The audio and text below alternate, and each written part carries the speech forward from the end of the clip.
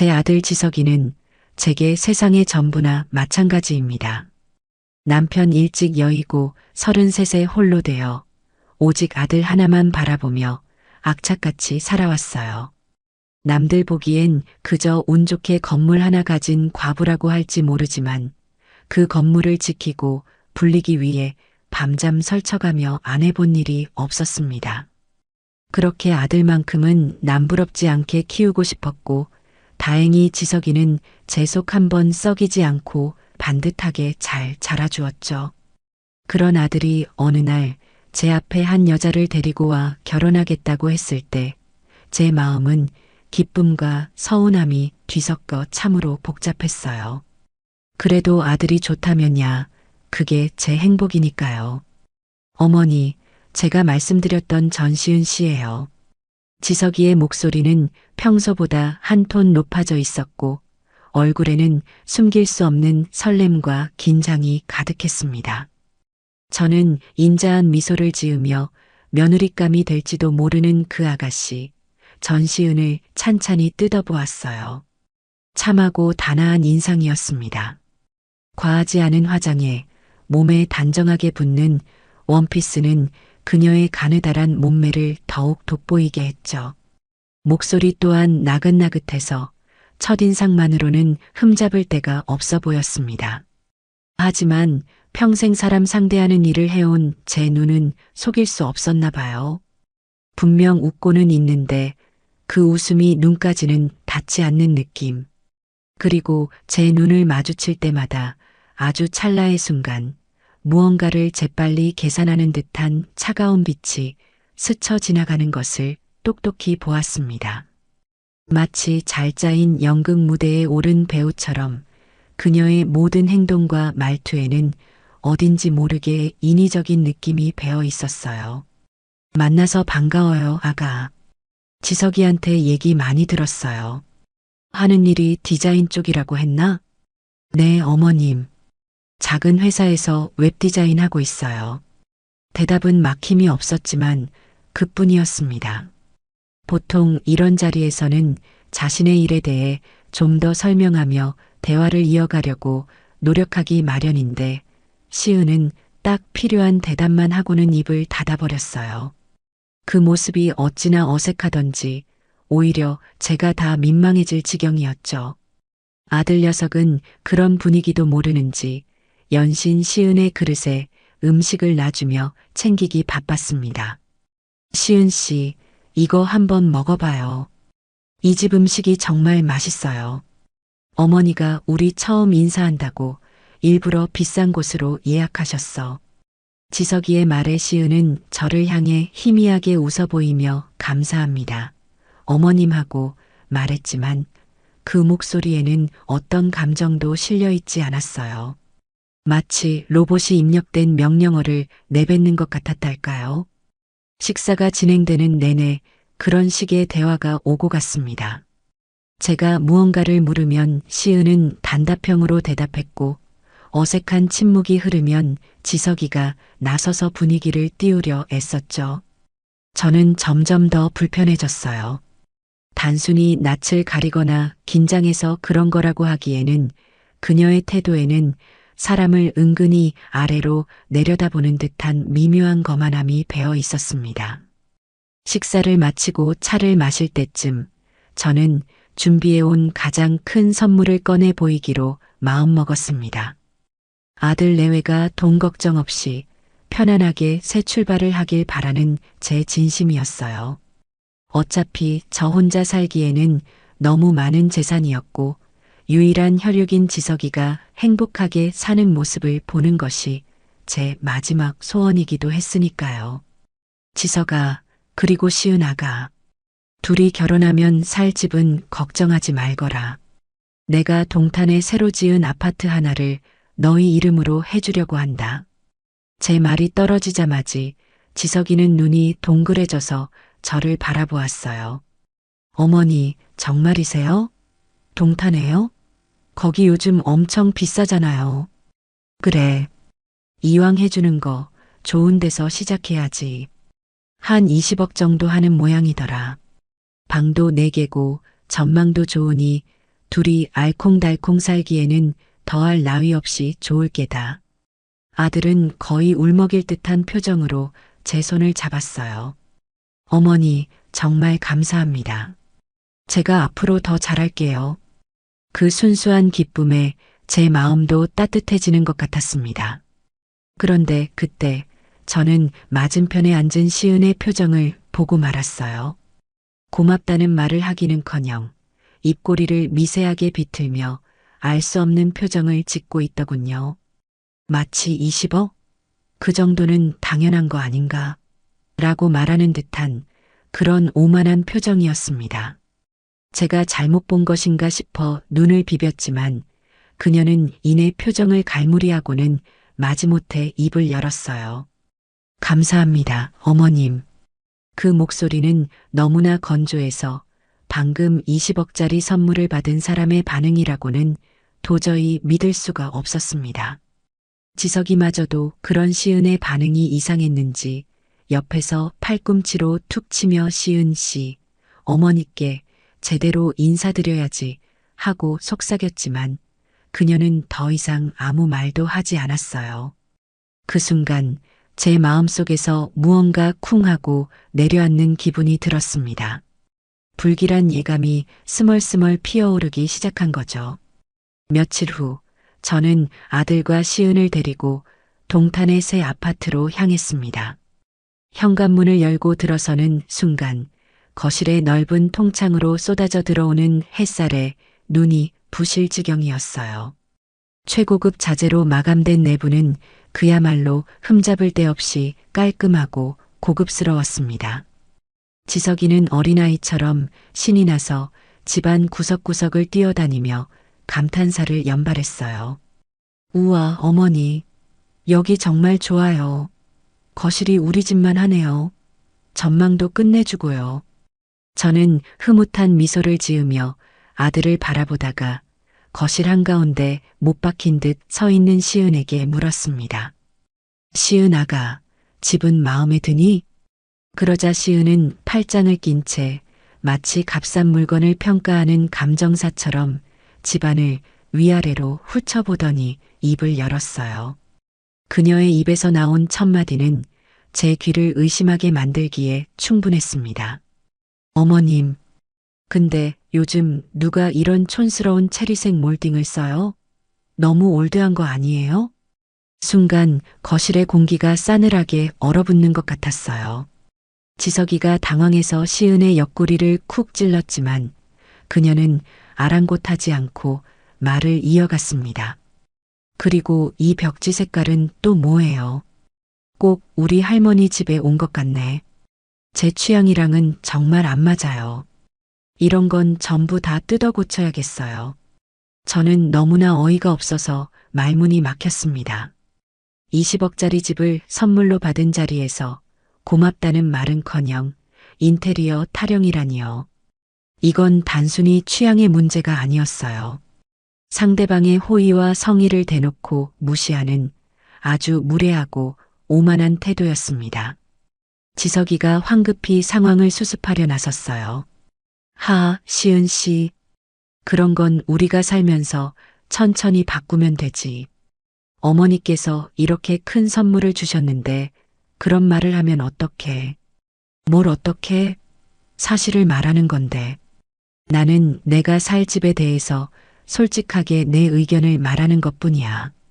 이런 집에 그냥 몸만 들어와서 살라고 하면 나는 못 살아. 내 눈이 얼마나 높은데. 시은은 오히려 당당하게 소리쳤습니다. 내 눈이 얼마나 높은데라니. 저는 기가 막혀서 헛웃음이 나왔어요. 그녀는 거실을 지나 주방으로 걸어가며 불평을 멈추지 않았습니다. 어머, 주방 동선도 엉망이네. 냉장고는 왜 저기 가 있고 아일랜드 식탁도 없잖아요. 요리할 맛이 하나도 안 나겠어요. 이것도 싹 다 리모델링 해야겠네. 돈이 얼마가 들까? 혼잣말처럼 중얼거리는 그 목소리에는 이 모든 공사 비용을 당연히 제가 대주어야 한다는 뉘앙스가 짙게 깔려 있었습니다. 저는 더 이상 참을 수가 없었어요. 이대로 가다가는 제 아들 인생까지 저 맹랑한 여자에게 휘둘리다 끝장날 것 같다는 위기감이 들었습니다. 저는 차갑게 식은 목소리로 시은을 불렀습니다. 아가, 네 어머님, 잠깐 나 좀 보거라. 제 목소리에 담긴 냉기를 느꼈는지 시은은 마지못해 제 앞으로 다가왔습니다. 지석이는 안절부절 못하며 제 눈치만 살피고 있었죠. 저는 팔짱을 낀 채 시은의 눈을 똑바로 쳐다보며 물었습니다. 아가의 눈이 대체 얼마나 높으신지는 모르겠다만 한 가지만 물어보자꾸나. 지금 아가는 얼마나 대단한 집에 살고 있길래 이 20억짜리 집이 그렇게 눈에 차지 않는 거니? 제 단도직입적인 질문에 시은의 얼굴이 순간 굳어지는 것이 보였어요. 그녀는 당황한 듯 시선을 피하며 우물쭈물했습니다. 그 모습에 저는 더욱 확신을 가졌죠. 무언가 숨기는 것이 있다는 것을요. 저는 그녀를 더욱 강하게 몰아붙였습니다. 왜 대답을 못해? 네가 살고 있는 집이 어떤 곳인지 나도 좀 들어보자. 그래야 아가 눈높이에 맞춰서 집을 새로 구해주든 이 집을 무르고 새로 지어주든 할 게 아니겠니? 제 비꼬는 듯한 말투에 시은은 얼굴이 울그락불그락해졌지만 이내 자존심이 상했는지 퉁명스럽게 대답했습니다. 그 대답은 제 상상을 아득히 뛰어넘는 것이었어요. 보증금 200에 월세 30짜리 단칸방 살아요. 왜요? 시은은 조금도 부끄러운 기색 없이 오히려 뭐가 문제냐는 듯한 표정으로 저를 쏘아붙였습니다. 그 뻔뻔한 태도에 순간 말문이 막혔어요.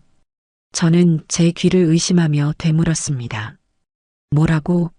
보증금 200에 월세 30? 네. 그게 뭐 어쨌는데요? 어머님은 사람을 그런 걸로 판단하세요? 정말 실망이네요. 세상에 얘가 지금 뭐라고 하는 걸까요? 적반하장도 유분수지 상황 파악이 그렇게 안 되는 걸까요? 아니면 알면서도 일부러 저를 약 올리는 걸까요?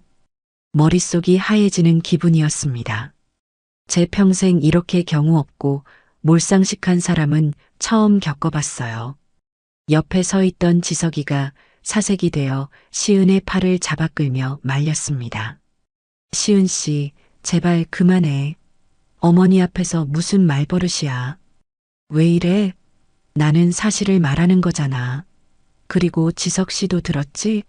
어머님이 나를 뭘로 판단하는지. 내가 가난한 게 죄야? 내가 그런데 산다고 해서 이런 좋은 집에서 살 자격도 없다는 거야? 시은은 지석의 손을 뿌리치며 악을 쓰듯 소리쳤어요. 그 눈에는 눈물이 그렁그렁 맺혀 있었지만 그게 슬픔이나 억울함의 눈물이 아니라 자신의 목적을 관철하기 위한 무기로 보였습니다. 저는 차갑게 식어가는 머리로 상황을 정리하기 시작했어요. 시은은 지금 자신의 처지를 무기 삼아 저를 공격하고 있는 것이었습니다. 나는 이렇게 불쌍하게 살았으니 너희가 이 정도는 해주는 게 당연하다는 논리였죠. 정말이지 기가 막히고 코가 막힐 노릇이었습니다. 저는 더 이상 언성을 높이고 싶지 않았어요. 이런 부류의 인간과는 싸워봤자 저만 손해라는 것을 오랜 세월을 통해 뼈저리게 알고 있었으니까요. 저는 깊은 한숨을 내쉰 뒤 최대한 감정을 억누르며 나지막이 말했습니다. 아가, 내가 아가가 어디에 살든 그걸로 사람을 판단할 생각은 추호도 없었다. 다만 나는 아가의 태도를 말하는 거야. 자기 분수는 생각도 안 하고 남이 베푸는 호의를 당연한 권리인 양여기는 그 오만한 태도 말이다. 오만하다니요? 저는 제 의견을 솔직하게 말한 것뿐이에요. 요즘 세상에 할 말도 못하고 살아요? 그리고 이 집 어머님이 저희 좋으라고 해주시는 거 아니에요? 그럼 당연히 저희 마음에 쏙 들게 해주셔야죠. 안 그래요? 말 한마디 한마디가 비수처럼 날아와 가슴에 박히는 것 같았어요. 저토록 이기적이고 자기 중심적인 사고방식은 대체 어디서 나오는 걸까요? 저는 더 이상 이 대화를 이어갈 의미가 없다고 판단했습니다. 제가 무슨 말을 해도 결코 이해하지 못할 것이고 자신의 잘못을 인정하지도 않을 테니까요. 그래, 알겠다. 아가의 높은 취향과 솔직한 의견, 잘 알았어. 이 집이 그렇게 마음에 안 든다니 내가 괜한 짓을 했구나. 저는 싸늘하게 말을 맺고 현관문 쪽으로 몸을 돌렸습니다. 지석아, 가자. 더 볼 것 없다. 지석이는 어쩔 줄 몰라 하며 제 등과 시은의 얼굴을 번갈아 쳐다보았어요. 어머니, 그래도 시은 씨 말이 너무 심했던 건 맞지만. 됐으니까 가자. 여기서 더 있다가는 내가 무슨 말을 할지 모르겠다. 제 단호한 태도에 지석이는 더 이상 아무 말도 못하고 저를 따라 나섰습니다. 뒤에서 시은이 무어라 소리치는 것 같았지만 저는 돌아보지 않았어요.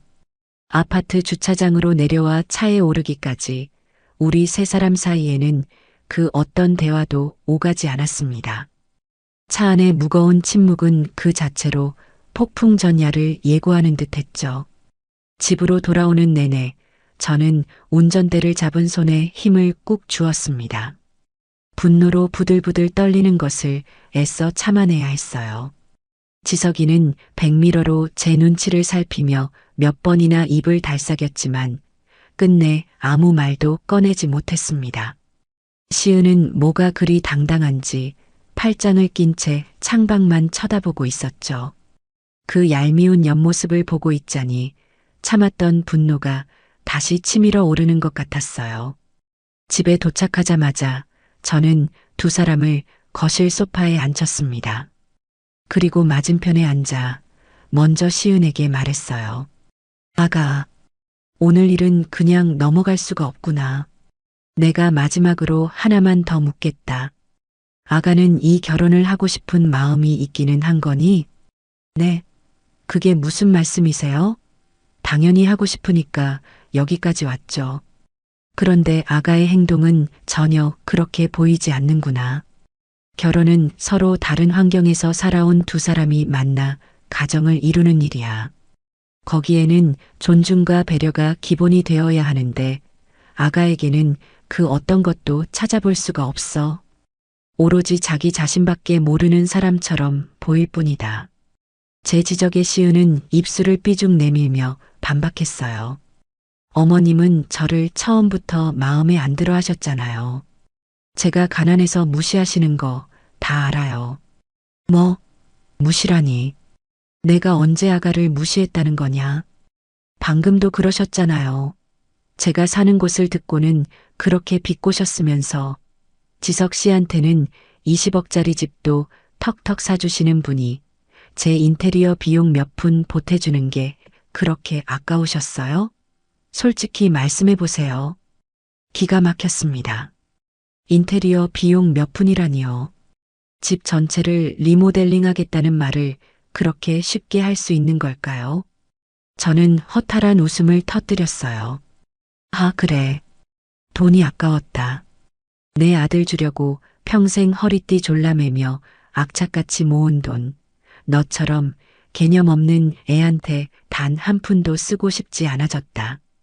됐니? 어머니. 지석이가 경악하며 저를 말렸지만 저는 멈추지 않았습니다. 이미 뚜껑은 열릴 대로 열린 후였어요. 그리고 너 똑똑히 들어. 네가 가난해서 싫은 게 아니야. 네 마음이 가난해서 싫은 거다. 감사할 줄도 모르고 자기 분수도 모르고 오로지 남의 것을 탐하기만 하는 그 천박한 마음이 나는 싫다. 제 말이 끝나자 시은은 얼굴이 새하얗게 질린 채 저를 노려보았습니다. 그리고는 갑자기 자리에서 벌떡 일어나 제 아들의 팔에 매달렸어요.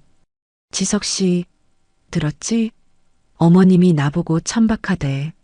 어떻게 나한테 이런 심한 말을 하실 수가 있어. 지석 씨가 나 좀 어떻게 해줘. 나 너무 서러워서 못 살겠어. 시은은 서럽게 울부짖으며 지석의 품에 안겼습니다. 제 아들은 그런 시은의 등을 토닥이며 어쩔 줄 몰라 했어요.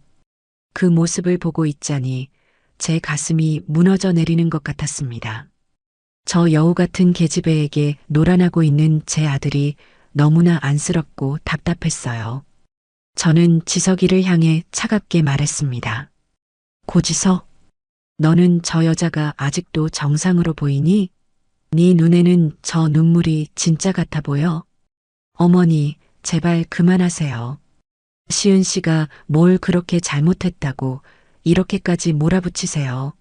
시은 씨는 그냥 솔직하게 자기 생각을 말한 것 뿐이에요. 표현 방식이 조금 서툴렀던 것 뿐이라고요. 아들의 대답은 제 가슴에 박힌 마지막 비수였습니다. 표현 방식이 서툴렀던 것 뿐이라고요? 저건 서툰 게 아니라 그냥 인성이 덜 된 것이었습니다. 사랑에 눈이 멀어 사리분별조차 못하는 아들을 보니 더 이상 희망이 없다는 생각이 들었어요. 이 결혼은 처음부터 잘못된 것이었습니다. 그래, 네 눈에는 그렇게 보이겠지. 좋다. 그럼 선택해라.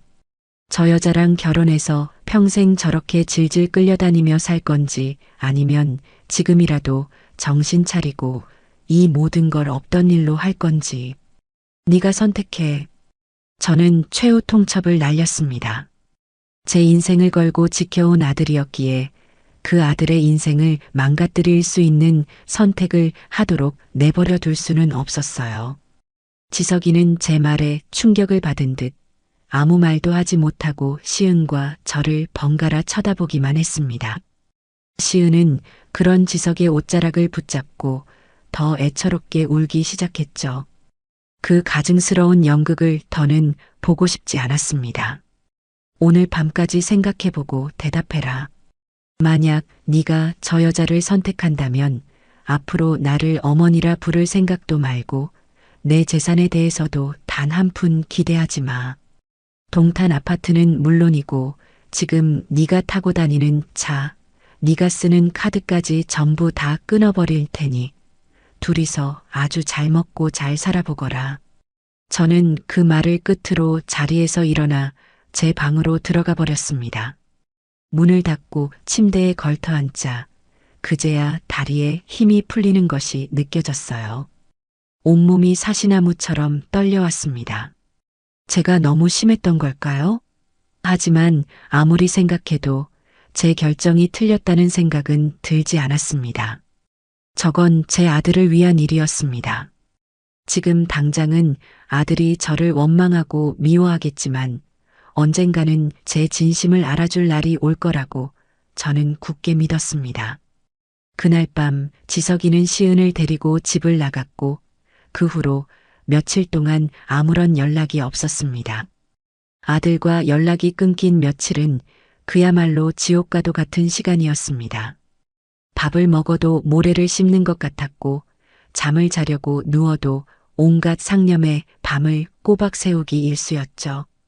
혹시나 아들이 잘못된 선택이라도 하면 어쩌나 정말 저와 연을 끊고 그 여자와 살아버리면 어쩌나 하는 불안감에 심장이 타들어가는 것 같았어요. 하지만 그렇다고 해서 제가 먼저 연락을 할 수는 없는 노릇이었습니다. 이번만큼은 제가 물러서면 안 된다는 것을 본능적으로 알고 있었으니까요.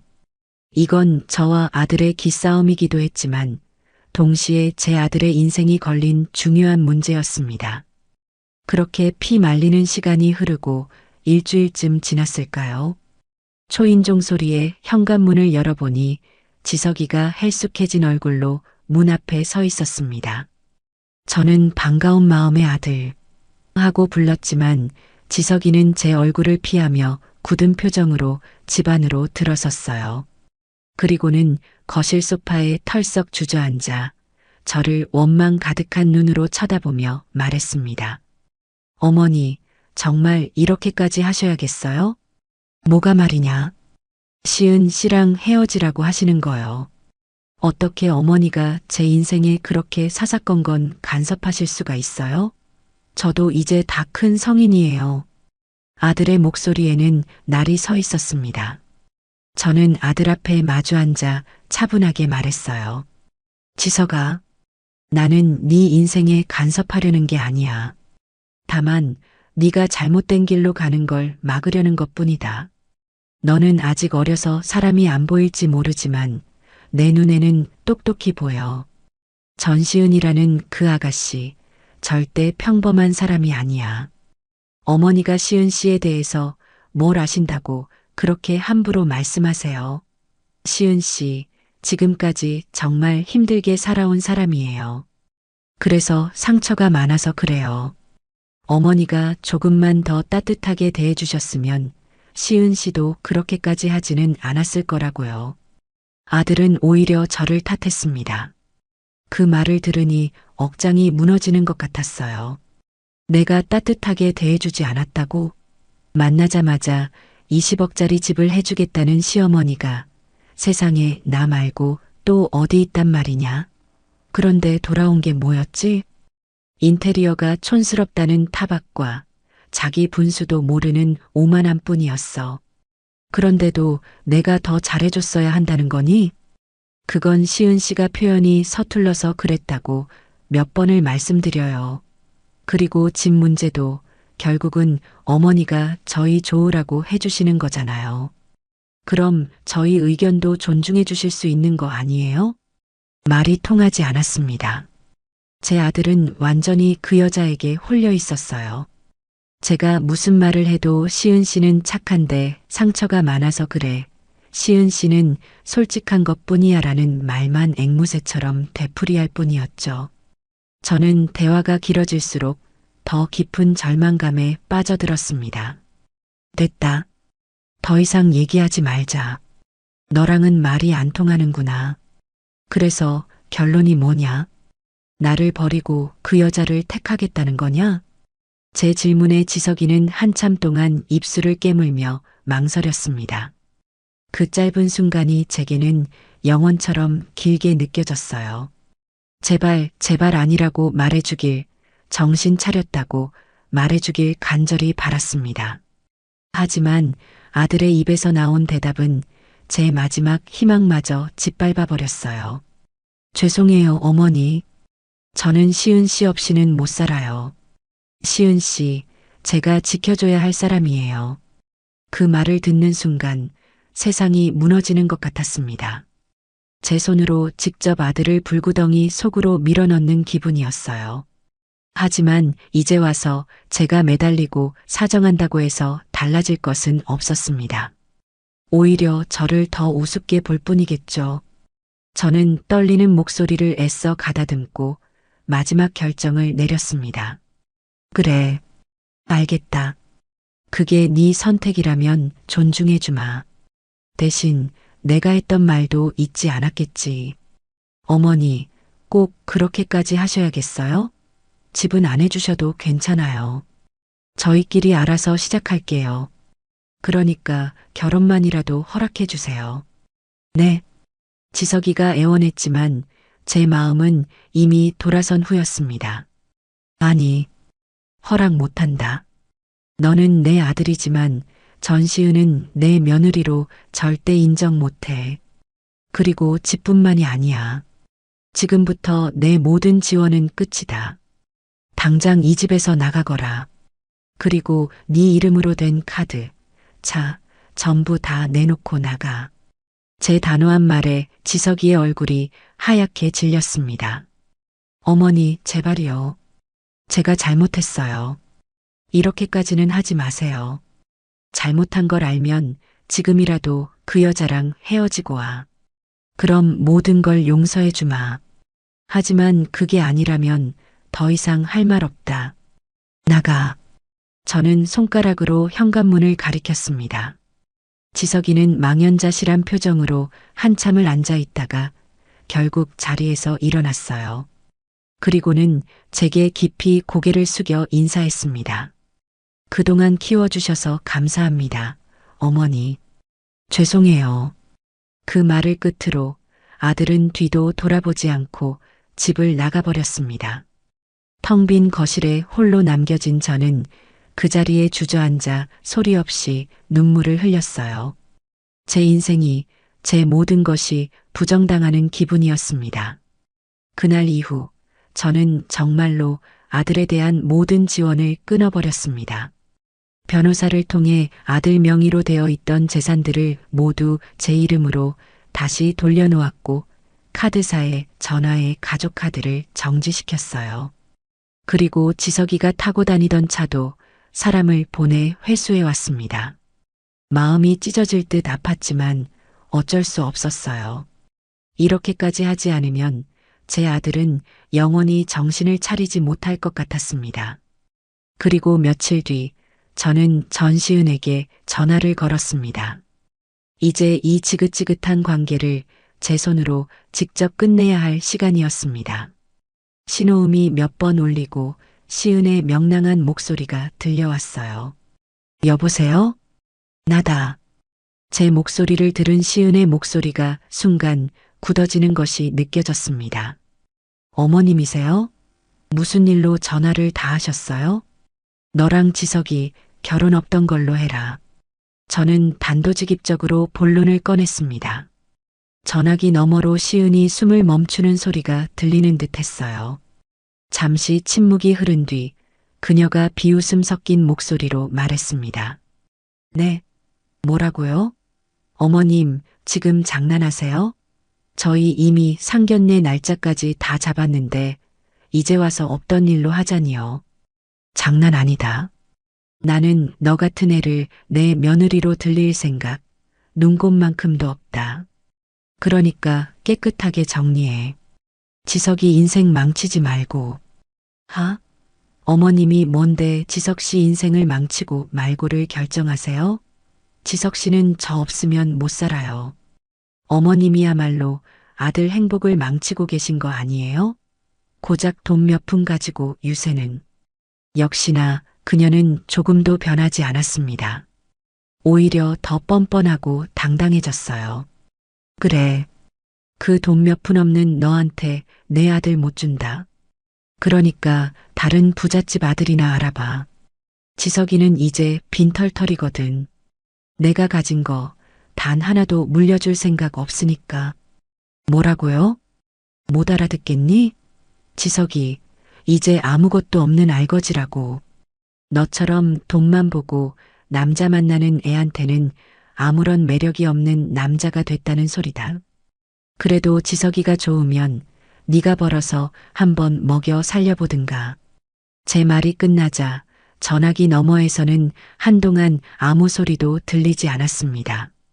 시은은 아마 충격으로 말을 잃었을 테죠. 저는 마지막으로 경고의 말을 덧붙였습니다. 다시 한번 내 아들 앞에 나타나서 귀찮게 하면 그땐 나도 가만히 있지 않을 거다. 내가 어떤 사람인지 똑똑히 보여주게 될 거야. 알아들었으면 끊는다. 저는 시은의 대답을 듣지도 않고 전화를 끊어버렸습니다. 그리고 곧바로 시은의 부모님께도 전화를 걸어 이 결혼은 없던 일이 되었으니 그렇게 아시라고 정중하지만 단호하게 통보했어요. 모든 것을 끝내고 나니 허탈한 마음과 함께 묘한 해방감이 밀려왔습니다. 이제 주사위는 던져졌고 저는 제가 할 수 있는 모든 것을 다 했습니다. 남은 것은 제 아들이 스스로 깨닫고 돌아오기를 기다리는 것뿐이었습니다. 제가 결혼을 엎어버렸다는 소식은 순식간에 퍼져나갔습니다. 하지만 저는 조금도 흔들리지 않았어요. 오히려 제 마음은 그 어느 때보다 평온했습니다. 아들을 지키기 위해 내가 할 수 있는 최선을 다했다는 생각 때문이었죠. 하지만 제 평안은 그리 오래가지 못했습니다. 며칠 뒤부터 저는 제 인생에서 가장 황당하고 기막힌 일을 겪게 되었으니까요. 시작은 전시은의 SNS였습니다. 저는 평소에 그런 것을 잘하지 않아 몰랐는데 제 친구가 전화를 걸어 흥분한 목소리로 알려주더군요.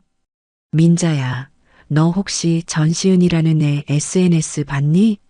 아주 가관도 아니더라. 친구의 말에 저는 지석이의 컴퓨터를 켜고 친구가 알려준 주소로 들어가 보았습니다. 그리고 그곳에서 벌어지고 있는 광경에 저는 할 말을 잃고 말았어요.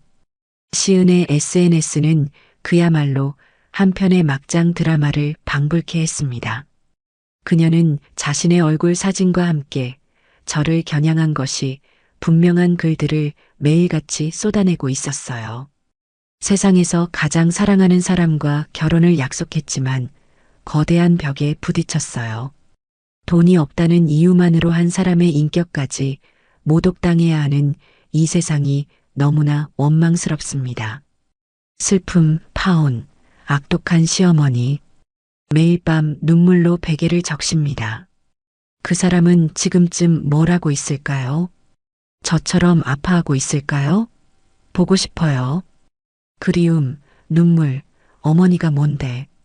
사진 속 시은은 금방이라도 눈물을 쏟을 듯한 슬픈 표정을 짓고 있거나 링거를 꽂은 팔을 찍어 올려 자신이 몸져 누웠음을 암시하기도 했습니다.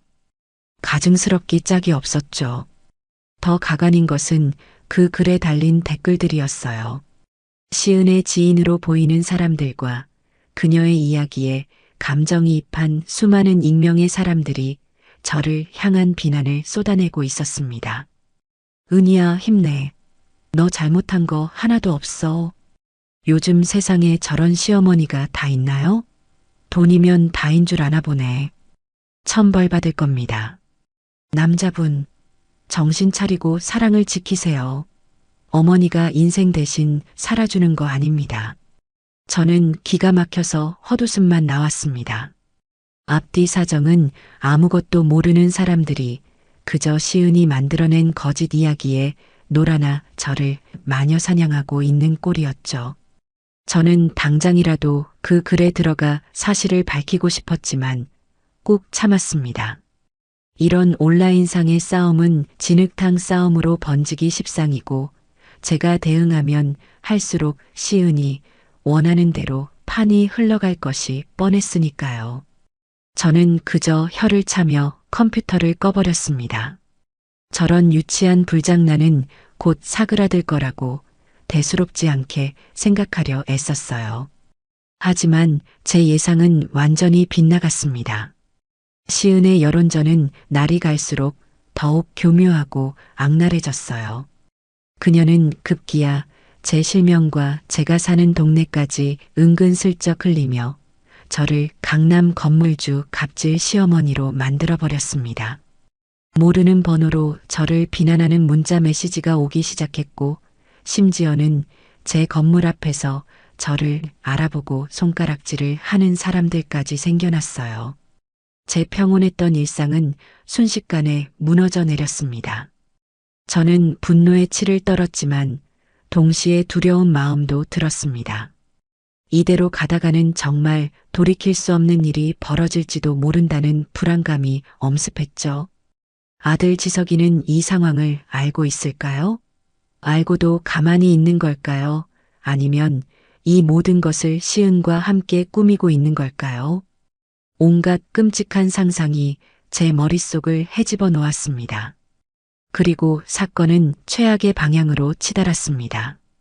어느 날 오후 우체부가 등기우편 하나를 건네주고 갔어요. 발신인은 법무법인의 이름으로 되어 있었습니다. 불길한 예감에 떨리는 손으로 봉투를 뜯어본 저는 그 안에 담긴 내용물을 보고 그 자리에 얼어붙고 말았습니다.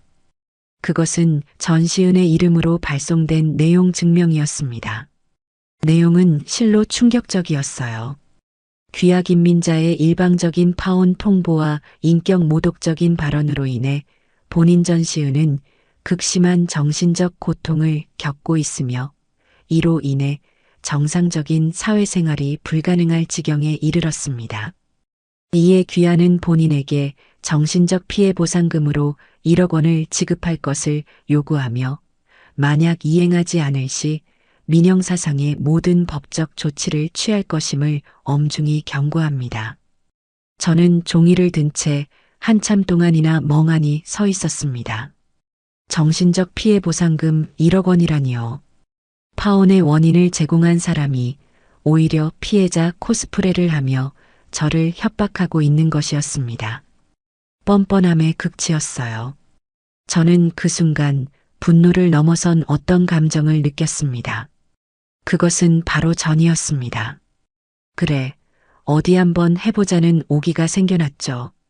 저는 더 이상 당하고만 있지 않기로 결심했습니다. 저 유치하고 악랄한 계집애에게 사람 잘못 건드리면 어떻게 되는지 똑똑히 보여줘야겠다고 마음먹었어요. 저를 갑질하는 악독한 시어머니로 만들었다면 저는 기꺼이 그 악역을 맡아주기로 했습니다. 다만 그 대상은 시은이 만들어낸 가상의 인물이 아니라 바로 전시은 그녀 자신이 될 것이었습니다. 저는 그날 밤 잠을 자는 대신 밤새도록 인터넷을 뒤졌습니다. 그리고 전시은이라는 이름과 그녀가 다녔던 학교, 살았던 동네 등 제가 아는 모든 정보를 조합해 그녀의 과거를 추적하기 시작했어요. SNS에 올라온 그녀의 친구들을 하나하나 쳐들어가며 혹시라도 유용한 정보를 얻을 수 있을까 싶어 눈에 불을 켰습니다. 처음에는 막막하기만 했지만 포기하지 않고 몇 시간을 매달린 끝에 저는 아주 흥미로운 사실 하나를 발견하게 되었습니다. 시은의 옛날 SNS 계정으로 보이는 곳에서 그녀가 과거에 다른 남자와 찍은 사진 몇 장을 찾아낸 것이었죠. 사진 속 남자는 누가 봐도 부유해 보이는 차림이었고 두 사람은 아주 다정한 연인의 모습이었습니다. 하지만 그 남자는 지금 제 아들 지석이가 아니었어요. 저는 그 사진들을 모두 저장해 두었습니다. 아직 이게 무엇을 의미하는지는 알 수 없었지만 분명 무언가 있을 거라는 강한 직감이 들었죠. 흥신소에 의뢰한 지 사흘째 되던 날, 저는 한 통의 보고서를 받았습니다. 두툼한 서류 봉투 안에는 전시은이라는 여자의 지난 5년간의 행적이 빼곡하게 정리되어 있었어요. 보고서를 읽어 내려가는 내내 저는 몇 번이나 마른 침을 삼켜야 했습니다. 제 예상이, 아니, 제 예상을 아득히 뛰어넘는 끔찍한 진실들이 그 안에 담겨 있었기 때문이죠. 보고서에 따르면 전시은은 웹디자이너라는 말과는 달리 지난 몇 년간 제대로 된 직장을 다닌 적이 거의 없었습니다. 몇 달 다니다 그만두기를 반복했고 그마저도 대부분은 동료들과의 불화나 잦은 지각, 무단결근이 사유였어요. 그럼에도 불구하고 그녀의 씀씀이는 상상을 초월했습니다. 매달 수백만 원어치의 명품을 사들이고 고급 레스토랑과 호텔을 제 집처럼 드나들었죠. 당연히 그녀의 통장 잔고는 언제나 바닥이었고 카드사와 대부업체에 빌린 빚만 해도 억대에 가까웠습니다. 그 빚을 돌려막기 위해 또 다른 빚을 내는 그야말로 최악의 상황이었어요. 더욱 충격적인 것은 그녀의 남자 관계였습니다. 보고서에는 지난 5년간 그녀가 깊게 만났던 것으로 추정되는 남자 3명의 신상이 정리되어 있었어요. 첫 번째 남자는 강남에서 병원을 운영하는 의사의 아들이었고 두 번째 남자는 중소기업을 운영하는 재력가의 2세였으며 세 번째 남자는 최근에 주식으로 큰 돈을 번 신흥부자였습니다. 공통점은 모두 아주 돈이 많다는 것이었죠. 그리고 그 관계들의 끝은 한결같았습니다. 남자 쪽 집안의 극심한 반대에 부딪혀 파혼하거나 시은이 남자에게 거액의 돈을 빌린 뒤 잠적하는 시기였습니다. 제 아들 지석이는 그녀의 4번째 타겟이었던 셈입니다. 저는 서류를 든 손을 부들부들 떨었습니다. 분노와 함께 한편으로는 안도감이 밀려왔어요. 제 아들이 저런 무서운 여자에게서 벗어날 수 있는 증거를 손에 넣었다는 생각 때문이었죠. 하지만 이걸로는 부족했습니다. 이 보고서는 흥신소에서 작성한 말 그대로 서류일 뿐이었어요. 사랑에 눈이 먼 제 아들은 제가 이 서류를 조작했다고 우길지도 모를 일이었습니다. 저에게는 더 확실한 살아있는 증언이 필요했어요. 저는 보고서에 첨부된 전시은의 주변 인물 리스트를 다시 한번 꼼꼼히 살펴보았습니다. 그리고 그중 한 명의 이름에 시선이 멈췄어요. 박수진. 직업은 평범한 회사원이었고 시은과는 대학교 동기이자 한때 자취방에서 함께 살았던 룸메이트라고 되어 있었습니다. 특이사항란에는 3년 전 금전 문제로 크게 다툰 뒤 연락 두절이라고 적혀 있었죠. 저는 바로 이 사람이라고 생각했습니다. 시은의 과거를 가장 잘 알고 있을 사람이자 그녀에게 원한을 품고 있을 가능성이 가장 큰 사람이었으니까요. 저는 그날 오후 보고서에 적힌 박수진 씨의 연락처로 조심스럽게 문자를 보냈습니다. 안녕하세요, 박수진 씨. 저는 전시은 씨와 관련된 일로 꼭 드릴 말씀이 있어 연락드렸습니다. 잠시 통화 가능하실까요? 몇 분 뒤 짧은 답장이 돌아왔어요. 누구시죠?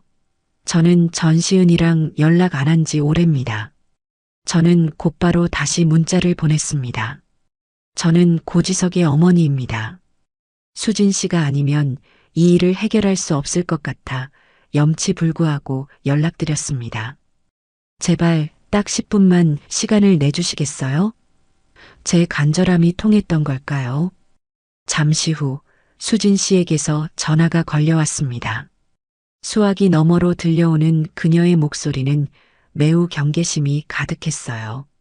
저는 최대한 정중하고 차분하게 제 소개를 하고 지금 제가 처한 상황을 설명했습니다.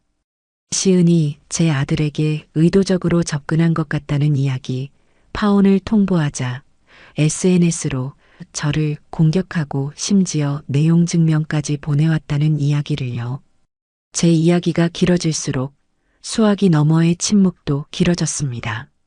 한참을 듣고만 있던 수진 씨가 마침내 깊은 한숨과 함께 입을 열었어요. 그럴 줄 알았어요. 그 기집애 아직도 저러고 다니는구나. 그녀의 목소리에는 깊은 분노와 체념이 섞여 있었습니다. 수진 씨, 혹시 전시은에 대해 아시는 것이 있다면 제게 말씀해 주실 수 있나요? 제가 뭘 안다고 해도 그걸 아주머니께 말씀드려야 할 의무는 없잖아요. 저도 괜히 남의 일에 휘말리고 싶지 않아요. 물론입니다. 하지만 수진 씨, 이대로 두면 또 다른 피해자가 나올 겁니다. 제 아들처럼요. 그리고 시은이는 지금 법을 무기 삼아 저를 협박하고 있어요. 이대로 가면 저 역시 무고한 피해자가 될 수밖에 없습니다. 제발 도와주세요. 제가 사례는 얼마든지 하겠습니다. 제 간절한 호소에 수진 씨는 한참 동안 말이 없었습니다. 저는 애타는 마음으로 그녀의 대답을 기다렸어요. 마침내 그녀가 결심한 듯한 목소리로 말했습니다. 사례는 필요 없어요. 대신 아주머니가 전시은 걔를 확실하게 끝내주신다고 약속해 주세요. 다시는 누구한테도 사기치고 다니지 못하도록 아주 뿌리를 뽑아주신다고요. 네, 약속합니다. 제가 제 모든 것을 걸고 그렇게 만들겠습니다. 그날 저녁 저는 수진 씨를 만나기 위해 약속 장소인 한적한 카페로 향했습니다. 약속 시간보다 조금 일찍 도착해 자리에 앉아 있으니 곧이어 한 젊은 여성이 카페 안으로 들어섰어요. 수수한 옷차림에 화장기 없는 얼굴이었지만 단단해 보이는 인상이었습니다. 그녀가 바로 박수진 씨였어요. 자리에 앉은 수진 씨는 한참 동안 저를 쳐다보더니 이내 자신이 겪었던 끔찍한 과거를 털어놓기 시작했습니다. 그녀의 이야기는 제가 흥신소 보고서를 통해 알게 된 것보다 훨씬 더 구체적이고 충격적이었습니다. 시은이 걔는 대학 때부터 유명했어요. 뭘로 유명했냐고요? 남자 꼬시는 기술로요. 걔는 자기가 원하는 걸 갖기 위해서라면 무슨 짓이든 하는 애였어요. 동기들 사이에서는 여우 혹은 꽃뱀으로 불렸죠. 수진 씨의 말에 따르면 시은은 대학 시절부터 부잣집 아들들만 골라 사귀었다고 합니다. 그녀는 자신의 불우한 가정 환경을 무기 삼아 남자들의 동정심을 유발했고 그들에게서 명품 가방이나 비싼 옷을 선물 받는 것을 당연하게 여겼다고 해요. 그러다 졸업할 때쯤 본격적으로 결혼을 미끼로 한 사기 행각을 벌이기 시작했다는 것이었습니다. 저랑 같이 살 때였어요. 하루는 시은이가 펑펑 울면서 들어왔더라고요. 왜 우냐고 물으니까 집에 빚이 있는데 갚지 못하면 길거리에 나앉게 생겼다고 죽고 싶다고 난리를 치는 거예요. 너무 불쌍해서 제가 그때 막 취직해서 받은 첫 월급이랑 적금 깨서 모아둔 돈까지 전부 다 빌려줬어요. 500만 원이었죠. 꼭 갚겠다고 은혜는 평생 잊지 않겠다고 하길래 정말 철석같이 믿었어요. 하지만 그 돈은 시은의 거짓말을 위한 투자금이었을 뿐이었습니다. 시은은 그 돈으로 머리부터 발끝까지 명품으로 치장하고 강남의 고급 클럽을 드나들며 새로운 타겟을 물색했다고 해요. 그리고 얼마 뒤 의사 아들이었던 첫 번째 남자에게 접근해 결혼 약속까지 받아내는데 성공했던 것이었습니다. 그때 정말 소름이 돋았어요. 저한테는 집에 돈이 없어서 죽겠다고 울던 애가 남자친구한테는 우리 아버지가 작은 사업을 하시는데 요즘 경기가 어려워서 힘들어 하신다고 거짓말을 하고 있더라고요.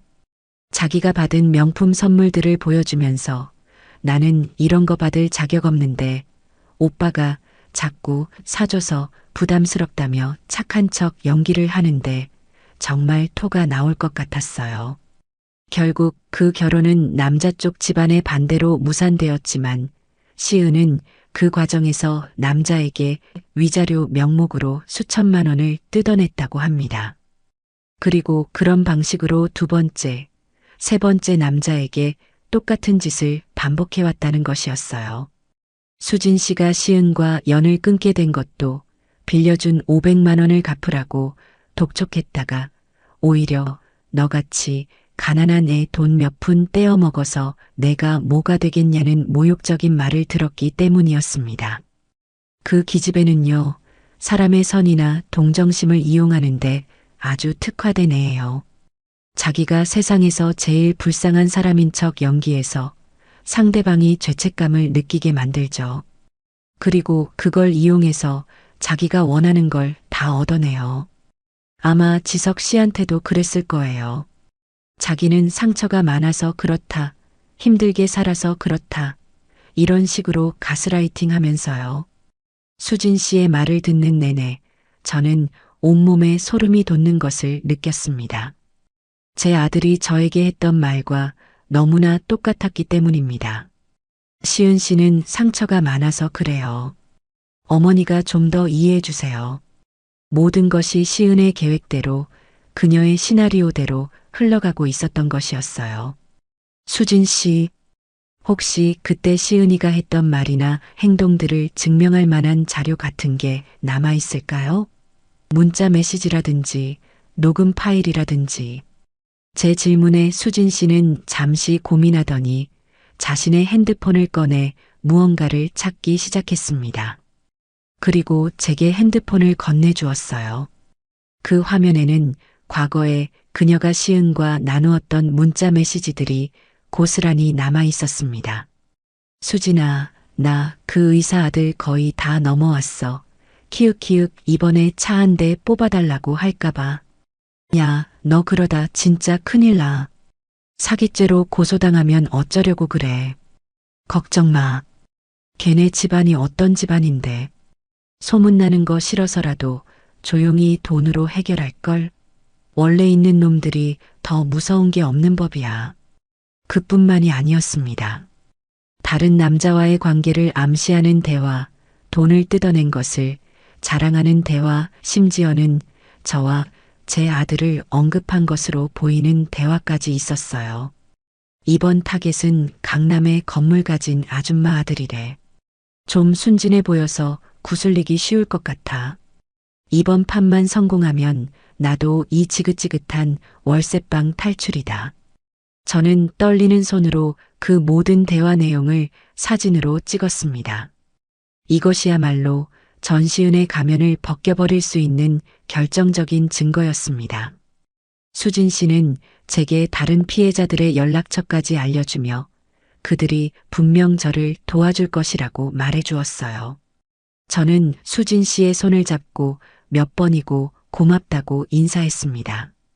그녀는 제게 돈보다 더 중요한 진실이라는 무기를 쥐어주었습니다. 이제 모든 준비는 끝났습니다. 저는 이 증거들을 가지고 제 아들을 구하러 갈 것이고 저 악마 같은 여자에게 죗값을 치르게 할 것입니다. 모든 증거를 손에 쥔 저는 다음 날 아침 지석이에게 전화를 걸었습니다. 일부러 아무렇지 않은 조금은 누그러진 듯한 목소리로 말했어요. 아들, 밥은 먹고 다니니? 네. 왜요? 전화기 너머로 들려오는 아들의 목소리는 여전히 차가웠지만 그래도 전화를 받은 것이 어디인가 싶었습니다. 다름이 아니라 내가 며칠 생각해 봤는데 아무래도 내가 너무 심했던 것 같구나. 네 인생인데 내가 뭐라고 그렇게까지 반대를 했는지 모르겠다. 시은 아가랑 같이 오늘 저녁에 집으로 와라. 저녁이나 같이 먹자. 그리고 결혼 문제도 다시 얘기해보자. 제 말에 아들은 의심과 희망이 뒤섞인 목소리로 되물었어요. 정말이세요, 어머니? 정말 허락해 주시는 거예요? 그래. 대신 조건이 있다. 와서 얘기하자. 일단 저녁 7시까지 시은 아가랑 같이 집으로 오너라. 맛있는 거 해놓고 기다리고 있을게. 저는 시은을 꼭 같이 데려오라고 신신당부한 뒤 전화를 끊었습니다. 지석이가 제 제안을 거절하지 않을 것이라는 확신이 있었어요. 그리고 그 미끼를 전시은 역시 절대로 물지 않을 리가 없었죠. 조건이라는 말에 분명 자신이 요구했던 인테리어 비용이나 혹은 그 이상의 것을 얻어낼 수 있을 거라는 기대를 품을 테니까요. 약속 시간이 가까워 올수록 제 심장은 쿵쾅거리기 시작했습니다. 이것은 제 아들의 인생을 건 마지막 모험이었습니다. 만약 이 모든 증거 앞에서도 제 아들이 현실을 부정한다면 그때는 정말로 아들을 포기해야 할지도 모른다는 생각에 눈앞이 캄캄해졌어요. 하지만 저는 마음을 굳게 먹었습니다. 독한 약이 몸에 좋다는 말처럼 때로는 고통스러운 진실을 마주해야만 앞으로 나아갈 수 있는 법이니까요. 저녁 7시 정각 초인종이 울렸습니다. 저는 최대한 평온한 표정을 지으며 현관문을 열었어요.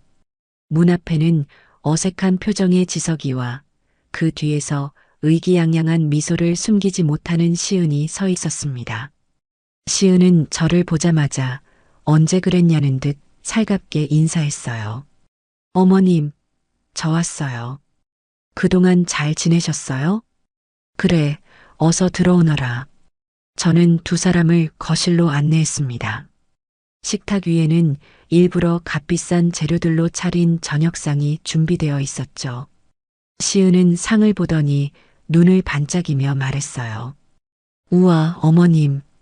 이게 다 뭐예요? 거의 임금님 수라상인데요. 역시 어머님 최고. 그 뻔뻔한 아첨에 속이 울렁거렸지만 저는 애써 미소를 지으며 두 사람을 식탁에 앉혔습니다. 그리고 맞은편에 앉아 와인 한 잔을 따르며 입을 열었어요. 자, 우선 식사부터 하자꾸나.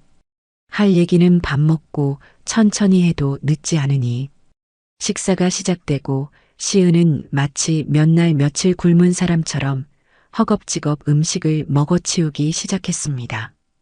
그 와중에도 틈틈이 제 눈치를 살피며 제가 언제쯤 조건에 대한 이야기를 꺼낼지 기다리는 기색이 역력했어요. 지석이는 그런 시은과 저 사이에서 가시방석에 앉은 듯 안절부절 못하고 있었죠. 어색한 식사가 거의 끝나갈 무렵 저는 와인잔을 내려놓으며 마침내 본론을 꺼냈습니다. 자, 이제 슬슬 얘기를 시작해볼까? 제 말에 시은은 기다렸다는 듯 먹던 수저를 내려놓고 허리를 꼿꼿이 세웠습니다. 지석이도 긴장한 표정으로 저를 바라보았죠.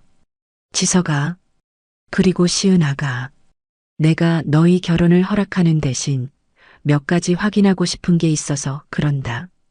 시은 아가 솔직하게만 대답해주면 나도 더 이상 아무것도 문제 삼지 않으마. 네, 어머님, 뭐든지 물어보세요. 저 정말 솔직하게 다 말씀드릴 수 있어요. 시은은 자신만만한 목소리로 대답했습니다. 저는 그런 시은을 잠시 바라보다가 옆에 놓아두었던 서류 봉투를 꺼내 테이블 위에 올려놓았어요. 그리고 그 안에서 사진 몇 장을 꺼내 시은의 앞에 하나씩 펼쳐 보였습니다.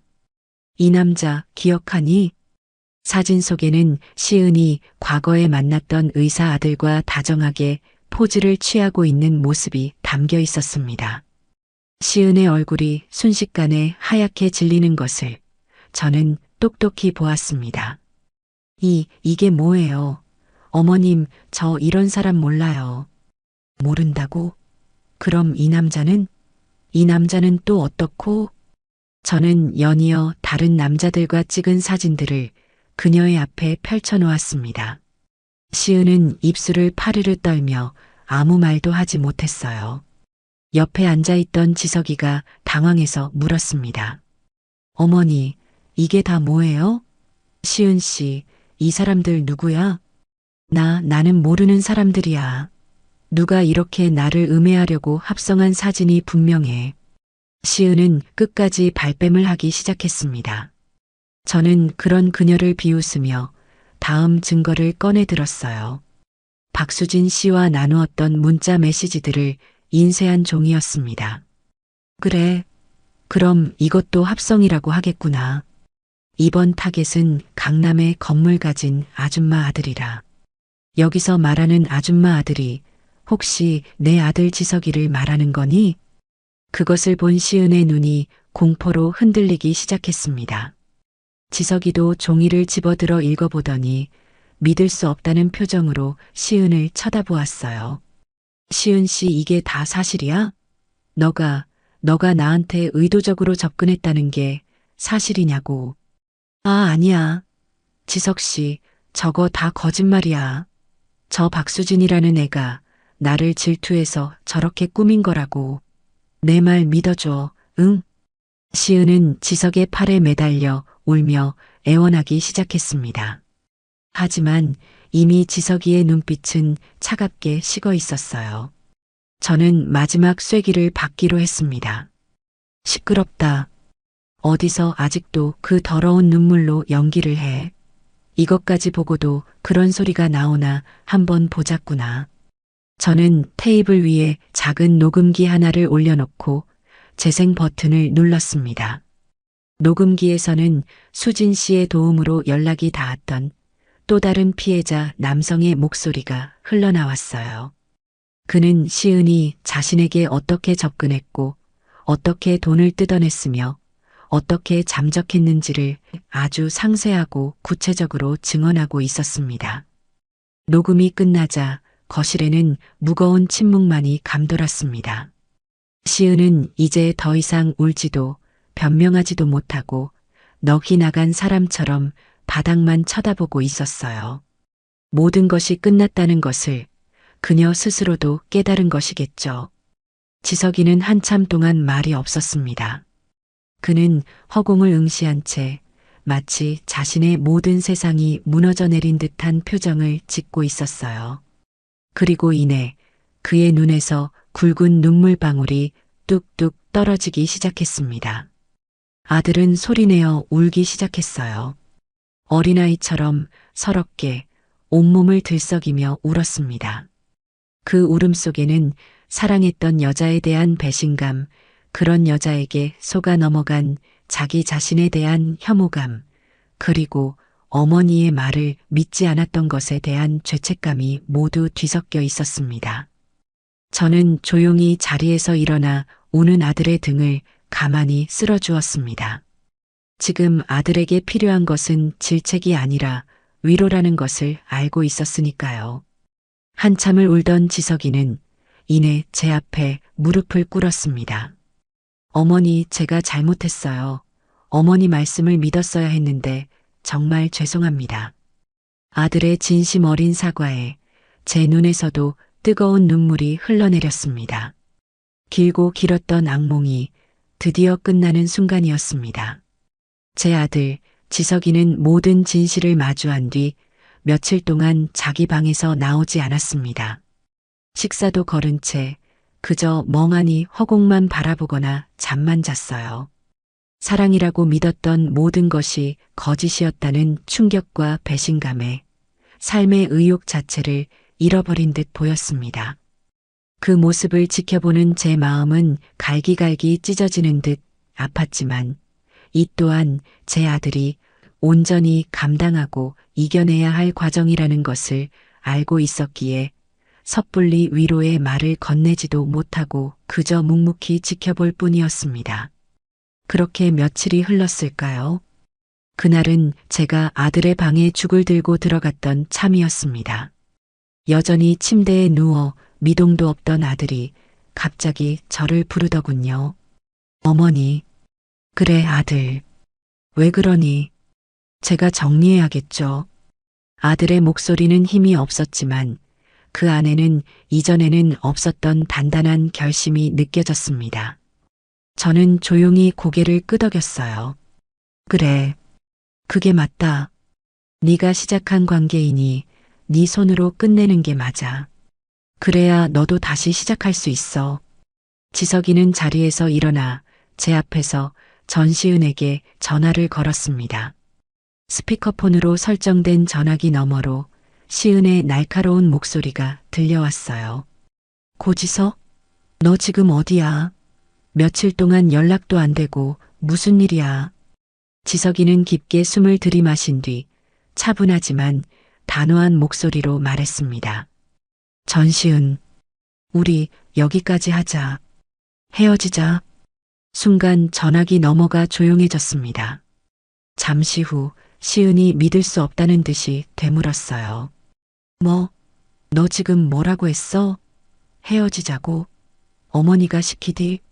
너 지금 네 엄마 치마폭에 쌓여서 나한테 이러는 거야? 아니, 내 결정이야. 너 같은 사기꾼한테 내 인생을 더 이상 낭비하고 싶지 않아. 그러니까 다시는 연락하지 마라. 지석이가 그렇게 말하고 전화를 끊으려 하자 시은이 악을 쓰듯 소리쳤습니다. 야, 고지석, 너 진짜 이렇게 나올 거야? 좋아, 후회하게 해줄게. 너랑 네 엄마 내가 절대로 가만 안 둬. 시은은 온갖 저주 섞인 말을 퍼부었고 지석이는 더 이상 듣지 않고 통화를 종료해버렸습니다. 핸드폰을 내려놓은 아들의 얼굴은 창백했지만 한편으로는 무거운 짐을 내려놓은 듯 후련해 보이기도 했어요. 스스로 매듭을 지음으로써 아들은 비로소 과거에서 벗어날 첫걸음을 내디딘 것이었습니다. 하지만 전시은은 그렇게 쉽게 물러날 여자가 아니었습니다. 그날 오후 저희 집 초인종이 미친 듯이 울리기 시작했어요.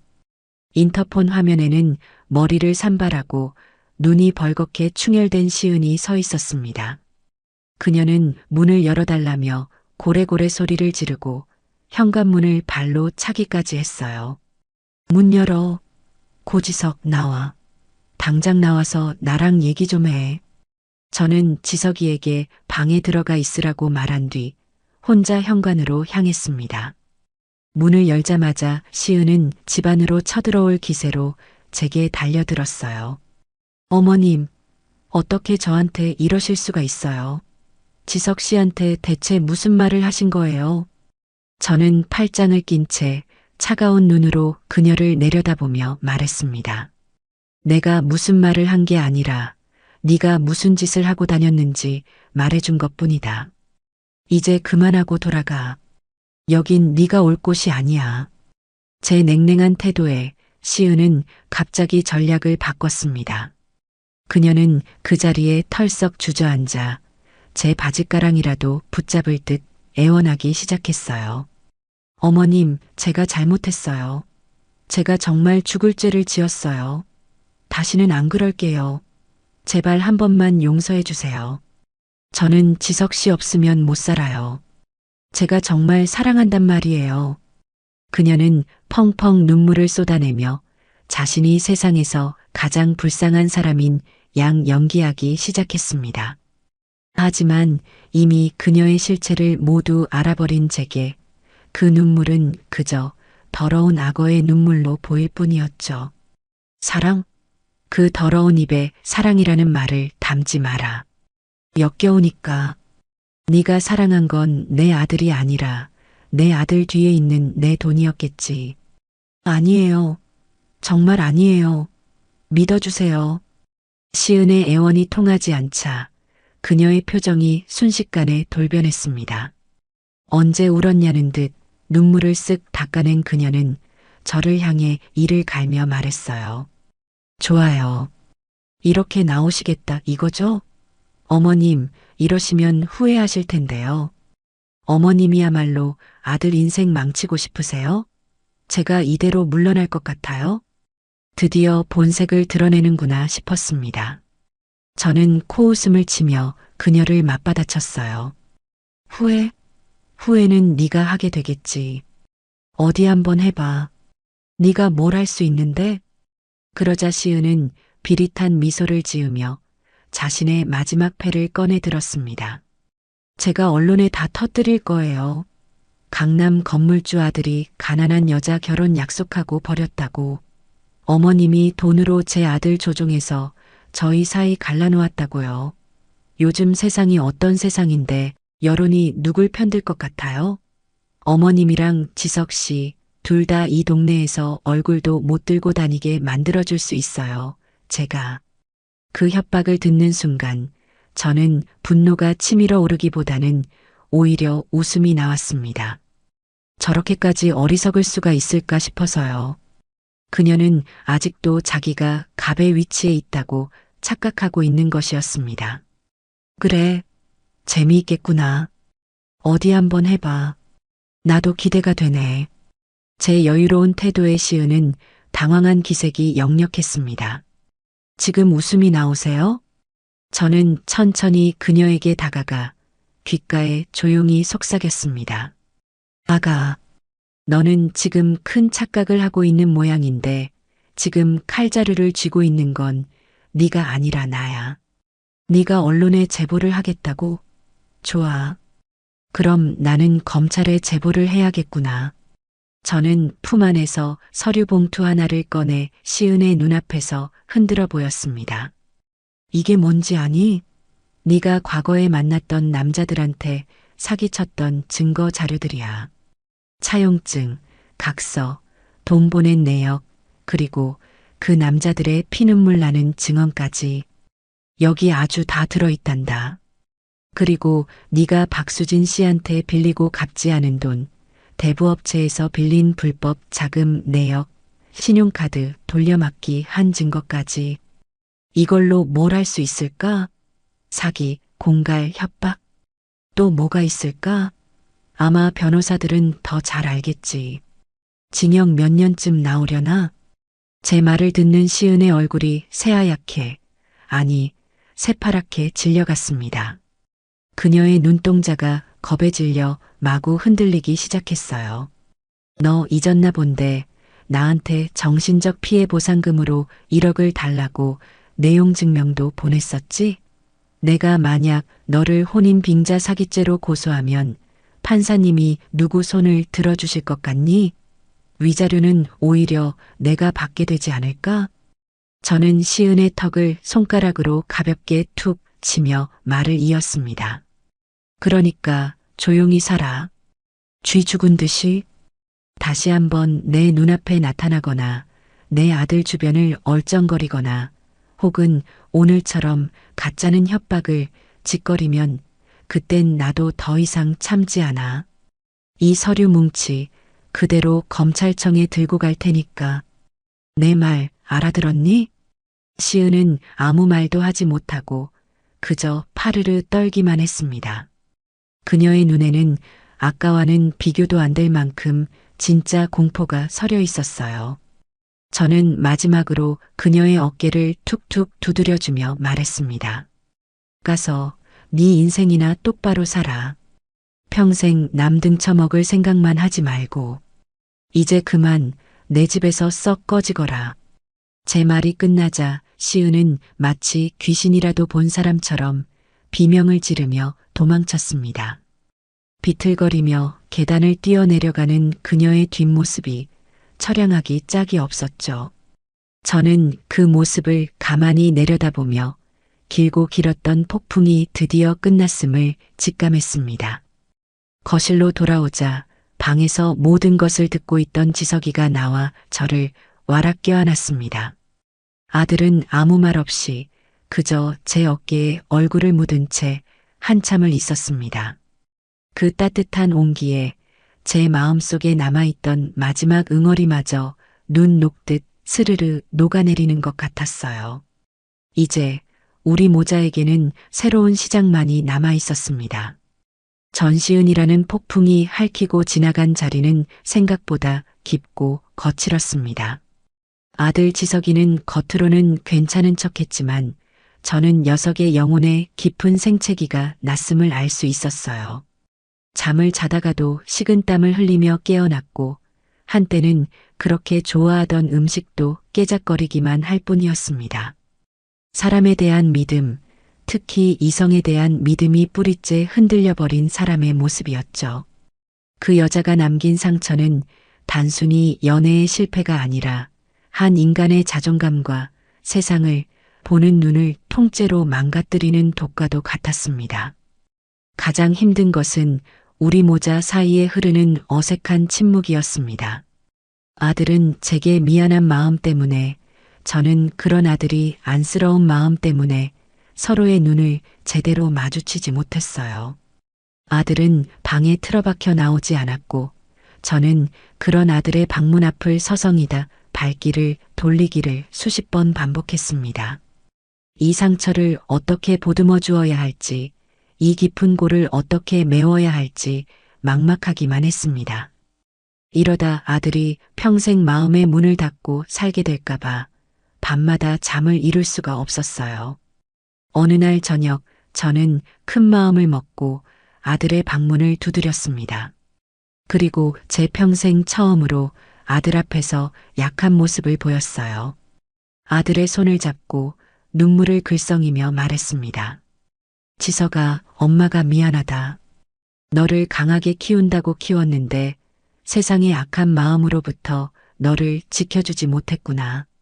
이런 일이 생기기 전에 미리 알아채지 못해서, 그래서 네가 이렇게 힘들어하는 걸 보니 다 내 잘못인 것만 같아 가슴이 미어진다. 제 진심 어린 사과에 아들은 고개를 숙인 채 아무 말도 하지 않았습니다. 하지만 이내 아들의 어깨가 가늘게 떨리기 시작했고 꾹꾹 눌러 참던 울음이 터져 나왔어요.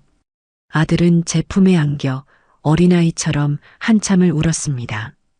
그리고 그 울음 섞인 목소리로 제게 말해주더군요. 자기가 얼마나 어리석었는지, 어머니의 마음을 얼마나 아프게 했는지, 그리고 자기 자신이 얼마나 한심하고 부끄러운지 모르겠다고요. 그날 밤 우리 모자는 정말 오랜만에 서로의 마음을 마주하고 긴 대화를 나누었습니다. 저는 아들을 다그치지 않았고 아들도 더 이상 자신을 변호하지 않았어요. 우리는 그저 서로의 상처를 들여다보고 서로를 위로했습니다. 그리고 그 대화의 끝에 저는 조심스럽게 한 가지 제안을 했습니다. 아들, 우리 전문가의 도움을 좀 받아보는 게 어떻겠니? 이건 그냥 시간이 해결해줄 문제가 아닌 것 같아. 엄마도 그리고 너도 우리 둘 다 마음의 병을 치료해야 할 것 같구나. 처음에 아들은 고개를 저었습니다. 남의 일이 되었으면 했는데 막상 자신의 일이 되니 부끄럽고 자존심이 상했던 모양이에요. 하지만 저는 단호했습니다. 썩은 상처는 도려내고 약을 발라야 새살이 돋는 법이라고. 이건 부끄러운 일이 아니라 더 나은 내일을 위해 용기를 내는 것이라고 아들을 설득했어요. 며칠을 고민하던 아들은 마침내 제 제안을 받아들였습니다. 그렇게 우리 모자의 조금은 특별한 치료 과정이 시작되었습니다. 일주일에 2번, 우리는 함께 심리 상담센터를 찾았습니다. 처음에는 어색하고 힘들었어요. 제3자 앞에서 우리의 가장 아픈 부분을 드러내 보인다는 것은 생각보다 훨씬 더 큰 용기가 필요한 일이었습니다. 하지만 상담사 선생님은 저희를 다그치지 않고 그저 묵묵히 저희의 이야기를 들어주며 스스로 깨달을 수 있도록 길을 열어주셨어요. 상담을 통해 저는 제 자신에 대해서도 많은 것을 알게 되었습니다. 남편 없이 홀로 아들을 키우면서 저도 모르게 아들에게 너무 많은 것을 의지하고 제 삶의 모든 기준으로 아들을 삼아왔다는 것을요. 제 사랑이 때로는 아들에게 무거운 셔임감과 부담감을 주었을 수도 있겠다는 생각이 들었습니다. 아들 역시 마찬가지였습니다. 어머니의 기대에 부응해야 한다는 압박감, 그리고 일찍 철이 들어버린 아들로서의 외로움이 마음 한구석에 늘 자리 잡고 있었다고 고백했어요. 그런 심리적 결핍이 전시은 같은 교묘한 악인에게 파고들 틈을 만들어 주었던 것이었습니다. 우리는 서로 몰랐던 혹은 외면했던 서로의 속마음을 알게 되면서 비로소 서로를 온전히 이해하게 되었습니다. 상담이 끝나고 집으로 돌아오는 차 안에서 아들이 처음으로 제게 그런 말을 해주었어요. 어머니, 오늘 어머니의 이야기를 들으면서 어머니가 얼마나 외로우셨을지 조금은 알 것 같아요. 죄송해요. 아들이라는 놈이 그것도 모르고. 아니다, 아들. 나도 마찬가지야. 네가 그런 마음의 짐을 지고 있는 줄은 꿈에도 몰랐다.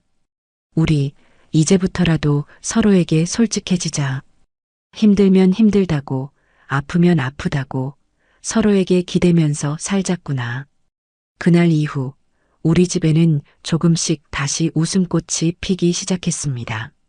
상처는 쉽게 아물지 않았지만 우리는 그 상처를 억지로 숨기거나 외면하지 않았어요.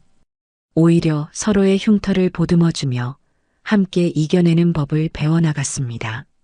그러던 어느 날 저는 중대한 결심을 하고 아들을 불렀습니다. 지석아, 동탄에 있는 그 아파트 팔아야겠다. 아들은 놀란 눈으로 저를 쳐다보았어요. 네, 갑자기 왜요, 어머니? 그 집은 우리에게 너무 안 좋은 기억만 남긴 곳이야. 볼 때마다 그때 일이 생각나서 엄마는 도저히 그 집에서 네가 행복하게 살 수 있을 것 같지가 않다. 과거에 발목 잡혀서 앞으로 나아가지 못하는 것만큼 어리석은 일은 없어. 깨끗하게 정리하고 우리 새로 시작하자. 제 단호한 말에 아들은 잠시 생각에 잠기더니 이내 고개를 끄덕였습니다. 네, 어머니. 어머니 뜻대로 하세요. 저도 그 편이 좋을 것 같아요. 동탄 아파트는 시세보다 조금 싸게 급매물로 내놓자마자 금방 팔려나갔습니다.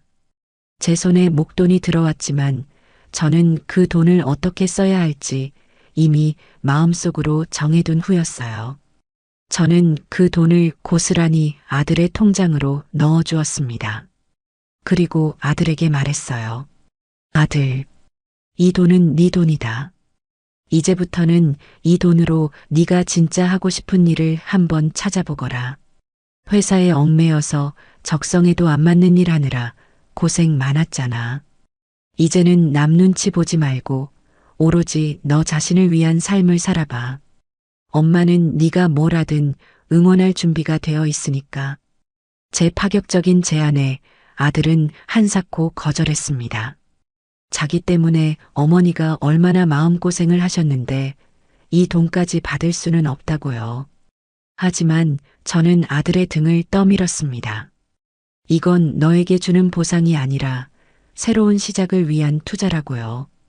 네가 이 돈으로 멋지게 재기해서 행복하게 사는 모습을 보여주는 것이 나에게 해줄 수 있는 가장 큰 효도라고 말해주었습니다. 그날 이후 아들은 완전히 다른 사람이 되었습니다. 생기를 잃고 무기력하게 누워만 있던 아들은 온데간데 없고 마치 오랫동안 잊고 있던 자신의 꿈을 되찾은 소년처럼 눈을 반짝이기 시작했어요. 아들은 며칠 밤낮으로 무언가를 조사하고 사람들을 만나러 다니기 시작했습니다. 그리고 한 달쯤 지났을 때 저에게 자신이 하고 싶은 일을 찾았다며 사업 계획서 하나를 내밀더군요. 그것은 전통주에 관한 사업이었습니다. 평소 술을 즐기지는 않았지만 우리나라의 아름다운 술 문화가 사람들에게 잊혀 가는 것을 늘 안타까워했다고 해요. 그는 우리 쌀로 빚은 좋은 술을 현대적인 감각으로 재해석해서 젊은 사람들도 즐길 수 있는 세련된 우리 술 브랜드를 만들고 싶다고 했습니다. 계획서는 제가 보기에도 아주 훌륭했어요. 시장 조사부터 시작해서 제품 개발, 마케팅 전략까지 지난 한 달간 얼마나 깊이 고민하고 발로 뛰었는지가 고스란히 느껴졌습니다. 저는 두말 없이 아들의 도전을 지지해 주었습니다. 아들은 경기도 외곽의 작은 양조장 부지를 계약하고 전국의 이름난 장인들을 찾아다니며 술 빚는 기술을 배우기 시작했어요. 흙먼지를 뒤집어 쓰고 무거운 쌀가마니를 나르면서도 아들의 얼굴에서는 웃음이 떠나지 않았습니다. 예전처럼 비싼 옷이나 좋은 차에 연연하지도 않았어요. 작업복 차림으로 땀 흘려 일하고 소박한 국밥 한 그릇에 행복해하는 아들의 모습을 보며 저는 비로소 깨달았습니다. 진정한 행복은 소유하는 것에 있는 것이 아니라 스스로 무언가를 창조해 나가는 과정 속에 있다는 것을요. 아들의 첫 술이 완성되기까지는 꼬박 1년이라는 시간이 걸렸습니다. 수백 번의 실패와 좌절이 있었지만 아들은 포기하지 않았어요. 그리고 마침내 영롱한 빛깔과 깊은 향을 품은 첫 술이 세상에 나왔을 때 우리 모자는 서로를 부둥켜 안고 기쁨의 눈물을 흘렸습니다. 아들은 자신의 술에 다인봄이라는 이름을 붙였습니다. 길고 추웠던 겨울을 이겨내고 마침내 다시 찾아온 인생의 봄날이라는 의미였죠. 그 술은 시련을 겪고 한층 더 단단하고 성숙해진 제 아들의 모습과도 꼭 닮아 있었습니다. 아들의 전통주 사업, 다인봄은 그야말로 대성공이었습니다. 독특한 맛과 세련된 디자인으로 젊은 층 사이에서 입소문이 나기 시작하더니 각종 주류 품평회에서 상을 휩쓸며 단숨에 업계의 주목을 받는 브랜드로 떠올랐죠. 방송과 잡지에서 인터뷰 요청이 쇄도했고 지석이는 어느새 청년 장인, 성공한 사업가라는 근사한 타이틀을 가진 사람이 되어 있었습니다. 아들이 자신의 힘으로 일궈낸 성공을 지켜보는 것은 제게 그 무엇과도 바꿀 수 없는 큰 기쁨이자 보람이었어요. 아들이 바빠지면서 저는 다시 혼자만의 시간을 갖게 되었습니다. 하지만 예전처럼 외롭거나 허전하지는 않았어요. 오히려 제 삶을 돌아보고 오롯이 저 자신을 위한 시간을 보낼 수 있는 여유가 생겼죠. 저는 그동안 미뤄왔던 취미 생활을 시작했습니다. 동네 문화센터에서 서예를 배우기 시작했고 주말마다 등산 동호회에 나가 좋은 사람들과 함께 산을 올랐습니다. 땀 흘려 정상에 올라 탁 트인 풍경을 바라보고 있으면 세상의 모든 시름이 발 아래로 사라지는 듯한 해방감이 느껴지곤 했어요. 그날도 산악회 사람들과 함께 관악산 등반을 마치고 사당역 근처의 한 식당에서 늦은 점심 겸 하산주를 즐기고 있었습니다. 한참 즐겁게 이야기를 나누고 있는데 문득 식당 한쪽 구석에서 익숙한 목소리가 들려오는 것 같았어요. 처음에는 잘못 들었겠거니 하고 넘기려 했습니다. 하지만 제 귀는 그 목소리를 똑똑히 기억하고 있었죠.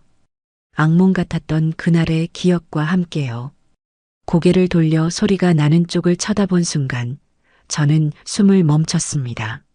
식당 주방과 홀을 바쁘게 오가며 손님들의 주문을 받고 빈 그릇을 치우고 있는 사람. 머리를 질끈 묶고 허름한 식당 유니폼을 입은 그 사람은 다름 아닌 전시은이었습니다. 2년이라는 시간이 흘렀지만 한눈에 알아볼 수 있었어요. 화려했던 명품 옷과 가방은 온데간데 없고 푸석푸석한 피부와 지친 기색이 역력한 얼굴에는 과거의 오만함이라고는 찾아볼 수 없었습니다. 그녀는 다른 종업원에게 무언가 실수를 지적받는지 연신 고개를 숙이며 죄송합니다를 반복하고 있었어요. 그 모습을 보는 순간 제 마음속에 아주 복잡한 감정들이 휘몰아쳤습니다.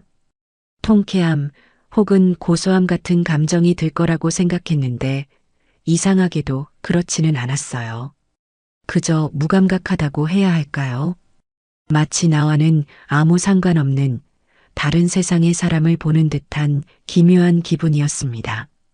한참을 쳐다보는데 마침 저희 테이블의 빈 그릇을 치우러 시은이 다가왔습니다. 그녀는 다른 곳에 정신이 팔려 있었는지 제 얼굴을 미처 확인하지 못하고 묵묵히 그릇을 겹치기 시작했어요. 저는 아무 말 없이 그녀의 행동을 지켜보았습니다. 그리고 그녀가 마지막 그릇을 들고 몸을 돌리려는 순간 저와 눈이 마주쳤습니다. 시은의 눈이 경악으로 물드는 것을 보았습니다. 손에 들고 있던 그릇을 떨어뜨릴 뻔한 것을 간신히 붙잡은 그녀는 귀신이라도 본 사람처럼 얼굴이 새하얗게 질려 그 자리에 얼어붙었어요. 식당 안의 모든 소음이 한순간에 멎는 듯한 정적이 흘렀습니다. 그녀는 저를 보자마자 뒷걸음질을 치며 도망치려고 했습니다. 아마 그녀에게 저는 다시는 마주치고 싶지 않은 저승사자와도 같은 존재였겠죠. 하지만 저는 나지막이 그녀를 불렀습니다. 아가. 제 목소리에 시은의 발걸음이 우뚝 멈췄습니다. 그녀는 고개를 푹 숙인 채 차마 저를 돌아보지 못하고 그 자리에 서 있기만 했어요. 함께 있던 산악회 사람들이 의아한 표정으로 저와 시은을 번갈아 쳐다보았습니다. 저는 자리에서 일어나 그녀에게 천천히 다가갔어요. 그리고 제 지갑에서 5만 원짜리 몇 장을 꺼내 그녀의 유니폼 주머니에 조용히 찔러 넣어주었습니다. 시은이 화들짝 놀라며 저를 쳐다보았어요. 그 눈에는 두려움과 당혹감, 그리고 이해할 수 없다는 혼란스러움이 가득했습니다. 이게 왜? 그녀는 떨리는 목소리로 겨우 말을 내뱉었습니다. 저는 그런 그녀를 향해 아주 희미하게 웃어 보이며 말해주었어요. 밥은 먹고 다니는 거지? 이걸로 따뜻한 밥이라도 한 끼 사 먹어라. 그리고 앞으로는 정직하게 땀 흘리면서 살아. 남의 것 탐내지 말고 네 인생을 살라고. 그게 진짜 행복해지는 길이야. 제 말에 시은의 눈에서 갑자기 굵은 눈물방울이 뚝뚝 떨어지기 시작했습니다. 그것은 예전에 제가 보았던 상대를 조종하기 위한 거짓 눈물이 아니었어요. 진심에서 우러나오는 회한과 부끄러움이 뒤섞인 진짜 눈물이었습니다. 그녀는 아무 말도 하지 못하고 그저 고개를 숙인 채 어깨를 들썩이며 울기만 했습니다. 저는 더 이상 아무 말도 하지 않고 그녀를 지나쳐 식당을 나왔습니다. 뒤따라 나온 친구들이 무슨 일이냐고 물었지만 저는 그저 옛날에 잠깐 알던 아이라고만 대답하고 말을 아꼈어요. 시원한 가을 바람을 맞으며 집으로 걸어오는 길에 저는 많은 생각을 했습니다. 만약 오늘 제가 시은에게 꼴 좋다 혹은 그렇게 살 줄 알았다며 비난을 퍼부었다면 제 마음이 후련했을까요? 아마 아닐 겁니다. 오히려 제 마음속에 더 큰 앙금이 남았을지도 몰라요. 진정한 승리는 상대를 짓밟고 복수하는 것에 있는 것이 아니라 그 상대를 용서하고 내 마음의 평화를 얻는 것에 있다는 것을 저는 오늘에서야 비로소 깨달았습니다. 전시은이 앞으로 어떤 삶을 살게 될지는 모르겠습니다. 그녀가 오늘을 계기로 개가천선할지 아니면 다시 예전의 삶으로 돌아갈지는 오직 그녀 자신의 선택에 달려 있겠죠. 하지만 한 가지 확실한 것은 이제 그녀는 더 이상 제 삶에 아무런 영향을 미치지 못한다는 것이었습니다. 오늘 그 우연한 만남을 끝으로 제 마음속에 남아있던 마지막 앙금까지 모두 털어버릴 수 있었으니까요. 집으로 돌아온 저는 창문을 활짝 열고 깊게 숨을 들이마셨습니다. 제 인생의 길고 길었던 폭풍은 이제 정말로 완벽하게 끝이 났습니다. 전시은과의 우연한 재회 이후 제 삶은 그야말로 완벽한 평온을 되찾았습니다. 마음을 짓누르던 마지막 돌덩이 하나마저 내려놓은 듯 하루하루가 가볍고 상쾌했죠. 아들 지석이의 사업은 날이 갈수록 번창했습니다. 다인봄은 이제 국내를 넘어 해외에서도 인정받는 명품주로 자리매김했고 아들은 대한민국을 대표하는 젊은 CEO 중 한 명이 되어 있었습니다. 하지만 아들은 결코 자만하거나 변하지 않았어요. 여전히 매일 아침 가장 먼저 양조장으로 출근해 수레 상태를 살피고 직원들과 격이 없이 어울리며 자신의 일에 대한 초심을 잃지 않았습니다. 그 끔찍한 시련은 제 아들을 돈으로 살 수 없는 귀한 겸손과 성실함으로 단련시켜 주었던 셈입니다. 그런 아들에게 어느 날부터인가 작은 변화가 생기기 시작했습니다. 주말이면 피곤하다며 집에서 쉬기 바빴던 녀석이 말끔하게 차려입고 외출하는 횟수가 잦아졌어요. 퉁명스럽던 말투는 한결 부드러워졌고 혼자 있을 때도 슬며시 미소를 짓는 모습을 몇 번이나 목격했습니다. 평생 아들만 바라보고 살아온 엄마의 직감은 정확했어요. 저 녀석 마음에 둔 사람이 생겼구나. 저는 애써 모르는 척 아무것도 묻지 않았습니다. 지난번 일로 크게 상처를 입었던 아들이기에 이번만큼은 스스로 확신이 설 때까지 조용히 기다려주고 싶었어요. 만약 아들이 다시 상처받을까봐 섣불리 반대부터 한다면 아들은 제게 평생 마음의 문을 닫아버릴지도 모를 일이었으니까요. 그렇게 몇 달의 시간이 흐른 어느 날 아들이 저녁 식사를 하다가 조심스럽게 입을 열었습니다. 어머니, 저 드릴 말씀이 있어요. 그래, 아들. 무슨 일이니? 제가 만나는 사람이 있습니다. 어머니께 한번 인사시켜드리고 싶은데 혹시 주말에 시간 괜찮으세요? 드디어 올 것이 왔구나 싶었습니다. 저는 최대한 아무렇지 않은 척 온화한 미소를 지으며 대답했어요. 그럼 당연히 괜찮지. 어떤 아가씨인지 엄마도 궁금하구나. 편한 시간에 같이 오너라. 약속한 주말, 저는 아침부터 괜히 마음이 설레고 긴장되어 집안을 몇 번이나 쓸고 닦았습니다. 지난번 전시은을 처음 만났을 때의 그 불길한 기억이 떠올라 마음 한구석이 불안한 것은 어쩔 수 없었나 봐요. 하지만 저는 애써 고개를 저으며 나쁜 생각들을 떨쳐냈습니다. 이제 제 아들은 예전의 어수룩한 아들이 아니었습니다. 사람 보는 눈도 사랑을 하는 방식도 분명 예전과는 달라졌을 거라고 믿었으니까요. 초인종이 울리고 저는 마른 침을 삼키며 현관으로 향했습니다. 문을 열자 환하게 웃고 있는 아들의 옆에 수줍은 미소를 띤 한 아가씨가 서 있었습니다. 첫인상은 참 수수하고 맑다는 느낌이었습니다. 전시은처럼 화려하거나 인형 같은 미모는 아니었지만 꾸미지 않은 단정함과 선한 눈매가 보는 사람의 마음을 편안하게 만들어주는 그런 인상이었죠. 안녕하세요, 어머님. 처음 뵙겠습니다. 이혜진이라고 합니다. 혜진이는 제게 허리를 깊이 숙여 인사했습니다. 나긋나긋하면서도 또렷한 목소리에는 조금의 꾸밈도 없었어요. 저는 그 순간 마음속의 불안감이 눈 녹듯 사라지는 것을 느꼈습니다. 그래요, 반가워요. 어서 들어와요. 거실로 자리를 옮겨 앉아 저는 혜진이와 이런저런 이야기를 나누었습니다. 그녀는 초등학교 교사라고 했어요.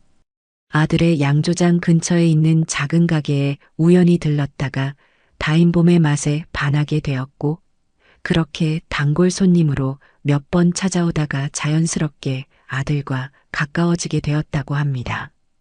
그녀는 자신의 이야기를 할 때 눈을 반짝이며 솔직하고 담백하게 말할 줄 아는 사람이었습니다.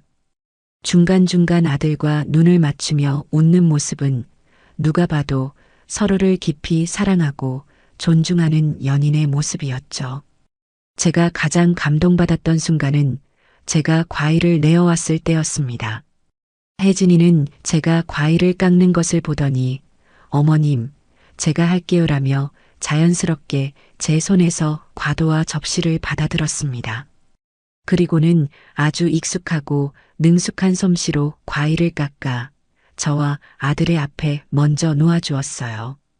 그 사소하지만 진심이 담긴 행동 하나에 저는 이 아가씨의 반듯한 인성과 따뜻한 마음을 엿볼 수 있었습니다.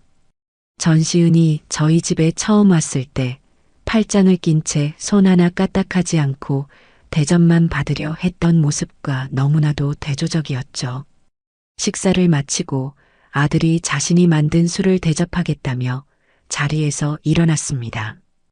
혜진이는 그런 아들을 사랑스럽고 자랑스러운 눈빛으로 바라보며 말했어요. 어머님, 지석 씨 정말 대단하지 않아요? 저는 지석 씨가 자기 일에 대해 이야기할 때가 제일 멋있더라고요. 자기가 하는 일에 저렇게 열정과 자부심을 가진 사람이라면 분명 좋은 사람일 거라고 생각했어요. 그 말을 듣는 순간 저는 확신했습니다. 혜진이는 제 아들의 돈이나 배경이 아니라 시련을 이겨내고 자신의 길을 개척해 온 고지석이라는 사람 그 자체를 사랑하고 있구나. 제 아들이 드디어 진짜 보석 같은 사람을 만났구나. 저녁 시간이 깊어지고 혜진이가 돌아갈 시간이 되었습니다. 저는 현관문 앞에서 혜진이의 손을 꼭 잡고 말해주었어요. 혜진 씨, 오늘 만나서 정말 반가웠어요. 우리 지석이 부족한 점이 많은 아이인데 앞으로도 잘 부탁해요. 아니에요, 어머님. 제가 오히려 지석 씨한테 많이 배우는 걸요. 앞으로 자주 찾아뵙고 어머님이랑도 친하게 지내고 싶어요. 혜진이는 환한 미소로 대답하고는 아들과 함께 차를 타고 떠났습니다. 저는 멀어져가는 차의 불빛을 한참 동안이나 바라보았습니다. 그리고 조용한 집으로 돌아와 거실 소파에 앉아 조용히 눈을 감았어요. 지난 몇 년간의 일들이 주마등처럼 스쳐 지나갔습니다. 아들의 결혼 소식에 기뻐했던 순간, 전시은의 뻔뻔함에 분노했던 순간, 아들과의 갈등에 가슴 아팠던 순간, 그리고 모든 진실이 밝혀지고 폭풍이 지나간 뒤의 고요한 순간들까지 참으로 길고 험난한 시간이었습니다. 때로는 제 선택이 너무 독하고 모진 것은 아니었는지 후회하고 자책하기도 했었죠. 하지만 오늘 저는 비로소 깨닫습니다. 그때 제가 내렸던 그 아프고 힘든 결정이 결국은 우리 가족 모두를 위한 최선의 선택이었다는 것을요. 만약 그때 제가 현실과 타협하고 그 결혼을 허락했다면 제 아들은 지금쯤 어디선가 불행의 늪에서 허우적대고 있었을지도 모릅니다. 아픈 만큼 성숙해진다는 말처럼 큰 시련을 이겨낸 제 아들은 이제 그 누구보다 단단하고 현명한 어른이 되었습니다. 그리고 마침내 자신의 상처까지도 따뜻하게 보듬어 줄 수 있는 진정한 사랑을 찾았죠. 창밖으로 부드러운 달빛이 쏟아져 들어오고 있습니다. 저는 그 달빛을 바라보며 마음속으로 조용히 속삭였어요. 이제 제 아들과 저 새로운 며느리가 될 아이의 앞날에 오늘 밤의 달빛처럼 늘 따뜻하고 은은한 행복만이 가득하기를. 더 이상 바랄 것이 없는 완벽한 밤이에요.